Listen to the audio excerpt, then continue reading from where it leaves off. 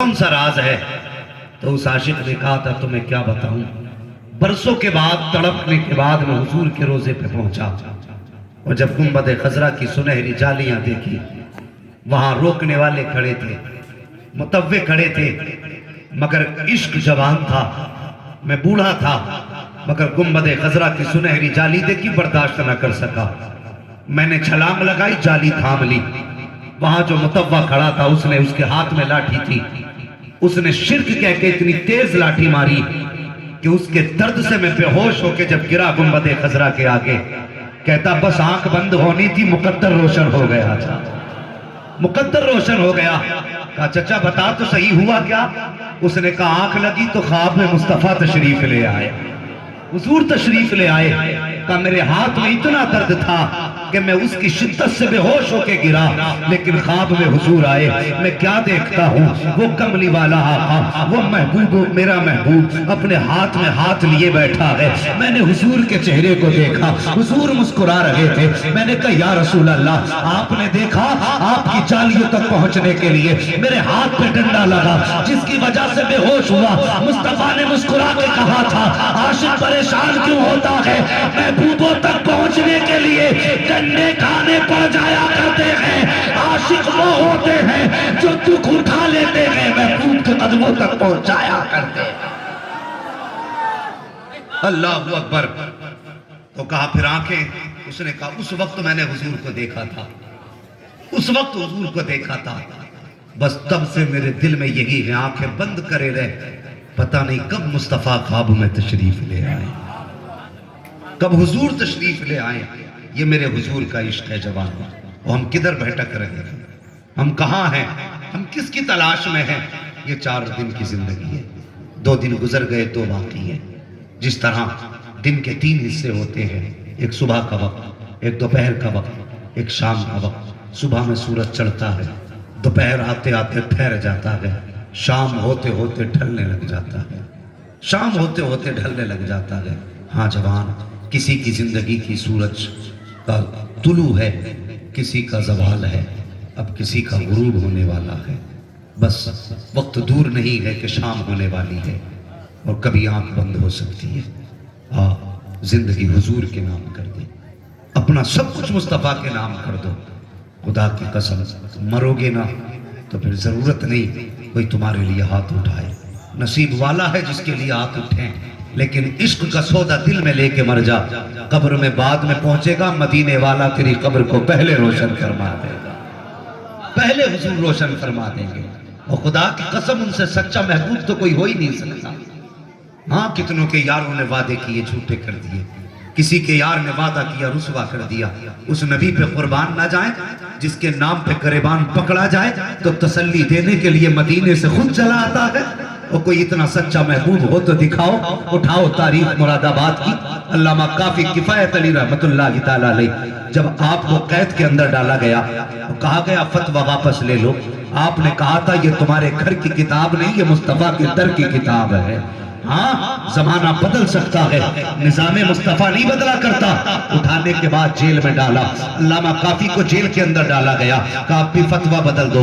فرمانے لگے نہیں یہ مصطفیٰ کا قانون ہے، بدلا نہیں جائے گا۔ آپ کو جب آپ سے کہا گیا نہیں بدلو گے فتویٰ، کہا نہیں، کہا پھر سزا کے لیے تیار ہو جاؤ۔ جب سزا کی باری آئی وہ یار سوچ بھی نہیں سکتے ہو، آپ کو جیل کے اندر ڈالا گیا۔ پریس جسے استری کہتے ہیں وہ گرم کی گئی، آپ کی ننگی کمر پہ لگائی گئی، جس سے آپ کے بدن کی کھال چلی، اس سے خون بہنا شروع ہوا، درد کی شدت تھی۔ رات کو جب لیٹے ہیں میرے مصطفیٰ خواب میں تشریف لے آتے ہیں، جیسی حضور خواب میں آئے ہیں علامہ کافی رونے لگ جاتے ہیں۔ حضور فرماتے ہیں میرے کافی بتا تو صحیح درد کی وجہ سے رویا ہے؟ کہا نہیں نہیں حضور درد کی وجہ سے نہیں رویا۔ کہا پھر چلنے کی وجہ سے رویا؟ کہا نہیں حضور چلنے کی وجہ سے بھی نہیں رویا۔ کہا پھر کس لیے رویا؟ کہا آقا اس وجہ سے رویا ہوں، اگر پتا ہوتا آپ کا دیدار یہاں ہوگا تو کافی چھٹتا نہ، بلکہ پہلے ہی دن جیل میں آ جاتا تاکہ مصطفیٰ کا دیدار جلدی سے جلدی ہو جاتا۔ آج بندہ کہتا ہے میں مسجد نبوی گھوم کے آیا دل نہیں لگا، اور دل کون سا لے کے گیا تھا؟ مجھے بھی بتا، کہیں حج کرنے گیا تھا کسی کا کلیجہ نچوڑ کے تو نہیں گیا تھا؟ حج کرنے کسی کی جائیداد ہڑپ کے تو نہیں گیا تھا؟ مجھے بتا تو صحیح، جب ان کی گلیوں میں گیا تھا تو کسی کو ستا کے تو نہیں گیا تھا؟ بتا، خدا کی قسم وہ تو قدم اٹھنے سے پہلے غلاموں کو قبول کر لیتے ہیں۔ ہاں، قدم اٹھنے سے پہلے غلاموں کو قبول کر لیتے ہیں، لیکن ہمیں ہوا کیا ہے؟ ہم لوٹ کے آ گئے، جیسے گئے تھے ویسے ہی ہیں، کوئی تبدیلی نہیں آئی، کوئی تبدیلی نہیں آئی۔ اللہ اکبر۔ او بھائی، ان کے نام پہ کبھی گریبان پکڑوا کے دیکھ، پھر دیکھ تسلی دینے کے لیے حضور خود آئے۔ اور کبھی ہم نے سودے نہ کیے، دنیا مجاہد ملت کو سلام کہتی ہے اور صبح قیامت تک سلام کرتی رہے گی۔ مجھے بتا تو صحیح، کیا انہوں نے ڈھول بجایا تھا؟ کیا انہوں نے تاشے بجائے تھے؟ کیا انہوں نے قوالیوں کی محفل میں ڈانس کیا تھا؟ کوئی مجھے بتائے تو صحیح۔ میرے مجاہد نے پوری زندگی مصطفیٰ کی عظمت پہ پہرے دیے تھے، ہاں پوری زندگی پہرے دیے تھے، اور عجم کی زمین سے لے کر کے عرب کی زمین تک مصطفیٰ کی عظمتوں پہ پہرے دیتے رہے۔ اور اٹھا کر کے عربی حکومت نے جب قید میں ڈالا تھا تو اس وقت جو قید تھی وہاں کی چھت والی جیل نہیں تھی، بلکہ ایک احاطے کے اندر بغیر چھت کی زمین پہ چھوڑا گیا تھا۔ اور یہ تو تیری اپنی زمین ہے، اس مٹی کی یہ خاصیت ہے، دھوپ پڑتی ہے تو گرمی کھینچ لیتی ہے، سردی باہر نکالتی ہے، لیکن یہ عرب کی زمین کی خاصیت ہے، جب اس پہ دھوپ پڑتی ہے تو جتنی تیز دھوپ آتی ہے اس سے زیادہ دوگنی تیز گرم زمین ہوتی ہے۔ جب مجاہد ملت کو اس زمین پر قیدی بنا کے رکھا گیا تھا، اللہ اکبر، پیروں میں بیڑی ہاتھوں میں ہتھکڑی تھی، میرے مجاہد کے ماتھے پر ندامت کا پسینہ نہ تھا۔ کسی نے کہا تھا مجاہد الفاظ بدل تو چھوڑ دیے جاؤ گے، انداز بدل تو چھوڑ دیے جاؤ گے، حج کرنے آئے ہو اپنے مقصد سے تعلق رکھو، بلا وجہ کی بحث نہ کرو۔ تو مجاہد ملت نے کہا تھا یہ مجاہد پوری زندگی بدن کی کھال بھی اتر جائے مصطفیٰ کی عظمت پہ پہرا دینا نہیں چھوڑے گا۔ کہا رہ گئی قید کی بات، کہا مجھے فخر ہے اگر جیل بھی ملی ہے تو مصطفیٰ کے مدینے کی جیل ملی ہے۔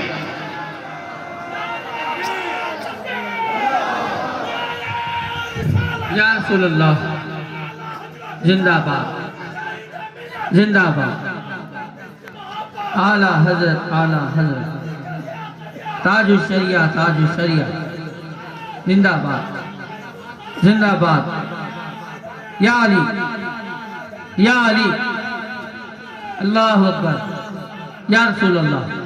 جان دے دو وعدے دیدار پر، نقد اپنا دام ہو ہی جائے گا، اور سائلو دامن سخی کا تھام لو، کچھ نہ کچھ انعام، سارے بولیں کچھ نہ کچھ انعام ہو ہی جائے گا۔ اور پھر دیکھ پوری زندگی پہرے دینے والے کو میرے نبی نے کتنا نوازا۔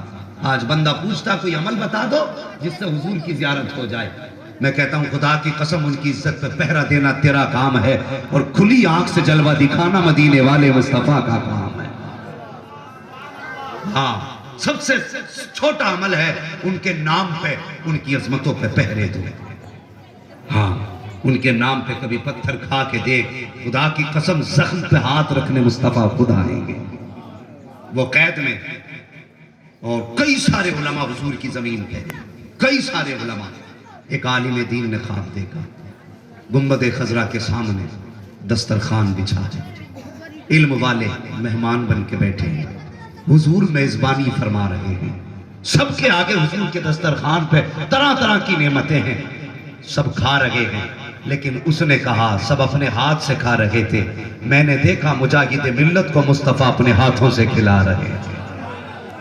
اللہ اکبر، انہوں نے اپنوں کے ناز کیسے اٹھائے، کیسے نخرے اٹھائے انہوں نے اپنوں کے۔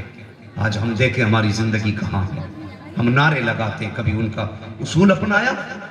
شرم آنی چاہیے، لوگ مجاہد ملت کا نعرہ بھی لگائیں اور وہابیوں میں جا کے بیٹیاں دے کے بھی آ جائیں، لے کے بھی آ جائیں۔ غیرت آنی چاہیے۔ بندہ کہتا ہے کہ جنت چاہیے حضور سے، مجھے بتا حضور سے اگر جنت چاہیے تو ان کے دشمنوں سے دوستی کیسی؟ سب کا عقیدہ یہ ہے حضور دیں گے، تو پھر ان کے مخالفوں سے محبتیں کیسی؟ یار مر جانا، بد مذہب کے دسترخوان پہ لقمہ نہ اٹھانا۔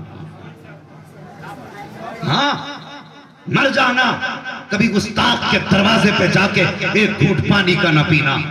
خدا کی قسم یہاں پیاس لے کے مر جا، آپ بند کرنے کی دیر ہے، مصطفیٰ حوض کوثر کے جام لے کے آ جائے گے. میری سمجھ میں بات نہیں آتی.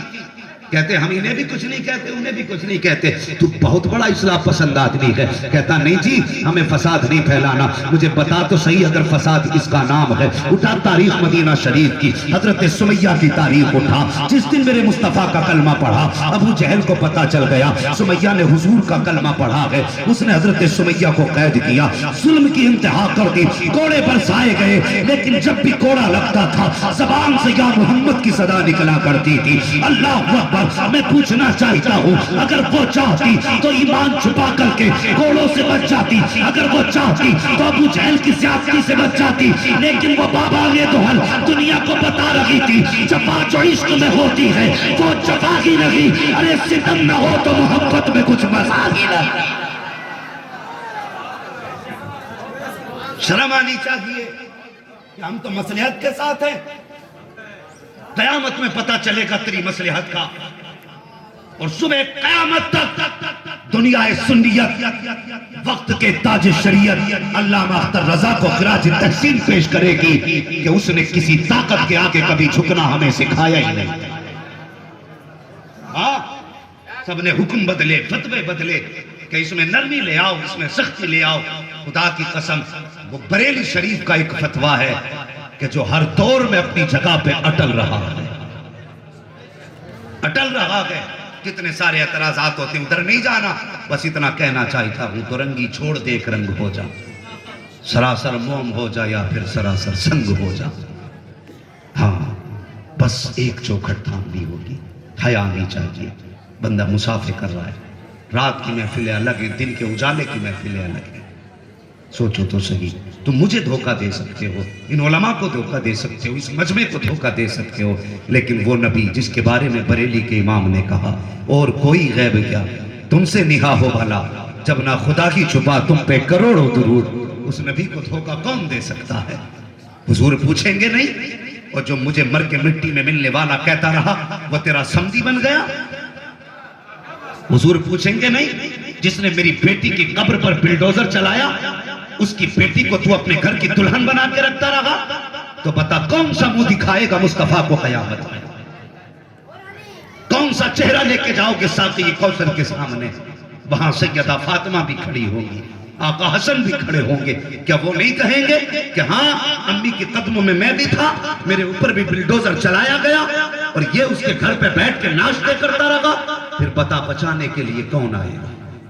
اگر کوئی چوکھٹ ہو تو مجھے بھی بتانا، اور اگر اس کے سوا کوئی چوکھٹ نہیں تو آج لے ان کی پناہ، آج مدد مانگ ان سے. کل نہ مانے کہ قیامت میں اگر مان گیا. حیرت ہوتی ہے دن کچھ گزرتے ہیں راتیں کیسی ہوتی ہے. حضور سے عشق کرو یار، حضور سے عشق کرو، مگر عشق بھی سچا کرو. ہم نے نعرے لگائے غلامی رسول میں، جان بھی قبول موت بھی قبول ہے. مگر بتاؤ نعرے لگائے مگر غلامی نظر کہاں آئی؟ کیا غلامی کہیں نظر آئی؟ کبھی آئینے کے آگے کھڑے ہو کے دیکھنا چہرے پہ داڑھی ہے کہ نہیں، اور کبھی دیکھنا تو نے لباس کون سا پہن رکھا ہے. اگر نہیں ہے نا تو پھر یہ نعرہ نہ لگا غلامی رسول میں موت بھی قبول ہے. پہلے یہ کہ غلامی رسول میں داڑھی بھی قبول ہے، غلامی رسول میں کرتا ٹوپی بھی قبول ہے. خدا کی قسم یہ نعرہ لگا چہرے کو مصطفیٰ کی طرح بنا، اور پھر دیکھ تیرے چہرے کو چومنے کے لیے فرشتے نہ آئے تو پھر بات کر. ہاں مگر ہوا کیا ہے؟ ہم نے اپنے طریقے بدل ڈالے، طریقے بدل ڈالے. خدا کی قسم واللہ وہ سن لیں گے، فریاد کو پہنچیں گے. اتنا بھی تو ہو کوئی جو آہ کرے دل سے. آج بھی حضور کو دل سے پکارنے والا ہے. عاشقوں کے اپنے رنگ ہوتے ہیں، اپنے رنگ ہوتے ہیں. وہ ایک موچی تھا، موچی سمجھتے ہیں نا، جوتی سلنے والا. میں نے کہا تھا عشق تو کسی کے بھی دل میں اتر سکتا ہے. موچی تھا تو اسے بڑا عشق تھا حضور سے. بغداد کی زمین کا رہنے والا تھا. اس نے روز ایک ایک آنا بچایا. کہ جس دن سفر کے خرچ کا انتظام ہو جائے گا اسی دن مدینہ شریف کو روانہ ہو جاؤں گا۔ برسوں کی محنتوں کے بعد اس کے پاس کچھ پیسے اکٹھا ہوئے، جس سے سواری خریدی، زاد راہ کا انتظام کیا، کچھ پیسے تھے، اور پھر جب حج کا ارادہ کیا، کتنے اچھے لوگ تھے، عالموں سے مشورہ لیتے تھے۔ آج تو مولوی مشورہ دے تو کہتا چپ رہو، تمہیں پتا کیا دنیا میں ہو کیا رہا ہے۔ یہ کہہ کہ مولویوں کو چپ کرا دیا جاتا ہے، تمہیں کیا پتا دنیا میں کیا ہو رہا ہے۔ خدا کی قسم جتنا یہ جانتے گئے اتنا سائنسداں بھی نہیں جانتے۔ ہاں یہ مصطفیٰ کے وارث ہیں، یہ مصطفیٰ کے وارث ہیں۔ تو حج جانے لگا، اس نے لوگوں کو دعوت کے طور پہ بلایا۔ ہوتا نا جب کوئی بندہ حج کے لیے جاتا ہے تو دوست و احباب کی دعوت کرتا، اس نے بھی دعوت کی۔ ایک عالم صاحب آئے دعوت کے لیے، کھانا کھانے کے لیے بیٹھے، حج کرنے جا رہے ہیں؟ کہا ہاں۔ کہا تھوڑا سا ایک کام کرو۔ کہا کیا؟ کہ کل جاتے جاتے نا لوگوں سے معافی مانگ جانا، اگر کسی کا دل ٹوٹا ہوگا تو حضور ناراض ہو جائیں گے۔ کبھی ہمیں خیال آیا ہم حج کو جا رہے ہیں، ماں کی خیریت پوچھی کہ نہیں پوچھی؟ بندہ عمرے کے چکر پہ چکر لگا رہا ہے، ماں کو 10 روپے کی دوا دلانے کی توفیق نہیں۔ تمہیں کیا لگتا حضور ایسے عمرے کو قبول کریں گے؟ مجھے بتاؤ تو صحیح۔ آج بیٹا ماں کے 10 روپے کی دوا دلاتے وقت ماتھے پہ کتنی لکیریں ڈال کے کہتا کتنے خرچے اٹھاؤں میں۔ ہر سال عمرے کو جانے والے، ماں باپ کو دوا نہ دلانے والے، سچ بتا تو عمرہ کرنے کیوں گیا تھا؟ صرف اس لیے تاکہ دنیا تجھے کہے یہ وہ ہے جس کا مہینہ مدینے میں گزرتا ہے؟ دنیا کے نام و نمود کے لیے؟ دنیا میں تو اپنی واہ حاصل کرنے کے لیے؟ بھائی کسی کا دل دکھا کے نہ جا، دل دکھا کے نہ جا۔ وہ کہنے لگے سن کہاں جا رہا ہے؟ کہا حج کے لیے۔ کہا صبح سب سے پہلے معافی مانگ لے گا، کہیں کسی کو انجانے میں تجھ سے تکلیف نہ پہنچی۔ صبح اٹھا، سب کے دروازے پہ گیا، شہر کے باہر معافی مانگتے مانگتے ایک دروازے پہ پہنچ گیا، کھٹکھٹایا، کون؟ کہنے لگا میں، اپنا نام بتایا اس نے۔ کس لیے آئے ہو؟ کہا مدینہ شریف جا رہا تھا، بس معافی مانگنے آیا ہوں، کوئی خطا ہو گئی ہو تو معاف کر دینا۔ اندر سے خاتون کی آواز آئی ہمارے گھر میں کوئی مرد نہیں ہے۔ تو یہ سن کے آپ کہنے لگے کیا ہوا مردوں کو؟ تو اس نے کہا یہ نہ پوچھ، تیرے سوال کا جواب مل گیا، چلا جا۔ وہ واپس پلٹانا تو اسے گوشت کی خوشبو آئی، واپس آیا، کہنے لگا تھوڑا سا گوشت ملے گا؟ اللہ اکبر، تھوڑا سا گوشت ملے گا؟ خاتون کی اندر سے آواز آئی وہ جانے والے یہ گوشت تیرے لیے حرام ہے، ہمارے لیے حلال ہے۔ تیرے لیے حرام ہے، میرے لیے حلال ہے۔ اللہ اکبر۔ بس وہیں اس حاجی کا دماغ رک گیا، کہنے لگا کلمہ حضور کا پڑھتی ہو؟ کہا ہاں۔ مسلمان ہو؟ ہاں۔ کہا پھر جب شریعت ایک ہے تو پھر حکم ایک کیوں نہیں؟ اس نے کہا یہ نہ پوچھ، واپس چلا جا۔ اس نے کہا بتاؤ تو صحیح آخر اس میں کیا راز ہے؟ خاتون کہنے لگی سن، یہ جو گوشت بن رہا ہے نا یہ مردہ جانور کا گوشت ہے، اور شریعت میں کسی کو بلا عذر کے مردار کو کھانا حرام ہے، لیکن اگر جان پہ بنائی ہو تو پھر مردار کھانے کی شریعت اجازت دیتی ہے، اتنا کھانے کی اجازت ہے جس سے جان بچ جائے۔ وہ آنے والے مسافر، میری گھر کے اندر بیٹیاں جوان ہیں، گھر میں کوئی کمانے والا مرد نہیں ہے، کئی دن کا فاقہ ہو گیا، بیٹیوں کی جب حالت ایسی ہوئی مجھے لگا کہ انتقال کر جائیں گی، تو میں گھر سے باہر رزق کی تلاش میں نکلی، ہاتھ پھیلانے کی ہمت نہ ہوئی۔ اللہ اکبر کا جب کچھ ہمت نہ ہوئی میں نے ایک جانور مرا ہوا دیکھا، اس کا گوشت لے کر کے آ گئی تاکہ پھر کھلا کر کے بچیوں کی جان بچا سکوں۔ اللہ اکبر، اتنا سنا ہے، اس آنے والے نے اتنا سنا، آنکھ میں آنسو آ گئے۔ اللہ اکبر، جب واپس جانے لگا اندر